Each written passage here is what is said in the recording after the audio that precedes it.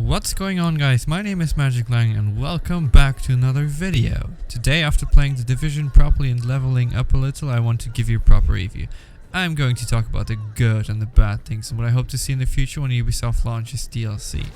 Let's begin with the good stuff. Playing The Division for hours gave me a lot of loot, but most of the stuff wasn't very useful, even though I got some pretty good gear, but that was rarely the case, and with leveling up, it was harder to get good loot. So in this case, lots of loot, but not much good loot.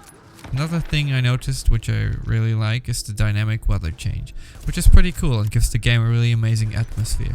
Sometimes it's very dark, sometimes it's daytime, sometimes it's foggy, sometimes it's snowy or stormy, which isn't unrealistic because New York tends to be hit more and more by snowstorms. The dynamic weather change gives me the feeling that the world is alive and not static. What makes this even better is when I wander around New York and I spot random groups of civilians or enemies and they are on the move. But as well, the environment is very detailed. There are a lot of textures and you're given hints what kind of enemies you will face against stuff if you see a burning truck or burning roads. Then you can expect the cleaners trying to give you a hard life. And whenever you enter a new district, you're being reminded what level you might need and if it's difficult or very easy. That's very useful if you don't really know the map and you're doing encounters, side missions or the main storyline to get some XP and good loot. Another thing I really like is the crafting system. It is actually very easy to understand and extremely easy to use. For example, if you collected a lot of weapons and you deconstruct them, you get weapon parts and you can use the weapon parts to create a new gun, which is a bit more powerful than the gun you're using. And as well, you can use the green weapon parts to turn like 5 of them into blue weapon parts so you can build a better weapon. What makes this game even cooler is when you enter the dark zone and want to scavenge some good loot. I mentioned that in my beta impressions video a few weeks ago, is that you never know what kind of players you will spot and you will never know if all of them are friends, if they will be friendly, or if they will try to ambush you. So what about the bad things? The baseball bat guys or the guys with the riot shield are a pain in the butt. They can take you down with just one single hit, but it will take you forever to knock them down with a gun or with melee attacks. It can be really annoying and that is not very balanced, but those guys have a significant lower amount of health and armor, so when you know they are coming, you just take cover and kill them first. Next thing is the character modification. You're very limited with that. For example, the faces or the hair. Ubisoft didn't give us a great choice of character face customizations. When you spot new players who play with friends, you and whoever you're playing with might look identical.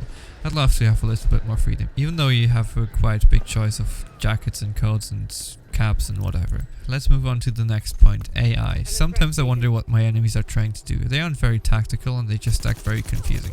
They might run across the road even though you're shooting at them. Sometimes they take cover for hours, and in addition to that, if you carry your weapon in the non-dark zone and spot civilians, I noticed that civilians will start to run from one side of the road to the other, and they will do that for quite a long time, or they will just run away. Next point.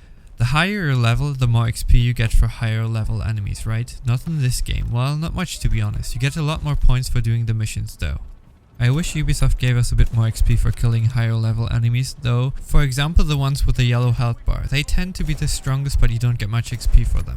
Well, I've said quite a lot of things about the game and the list goes on and on. Ubisoft, if you see this video, this is what I want and I'm pretty sure other people want that too. And last but not least, what do you think about the game? This game has its strengths and weaknesses and I think The Division is one of the games that are hyped.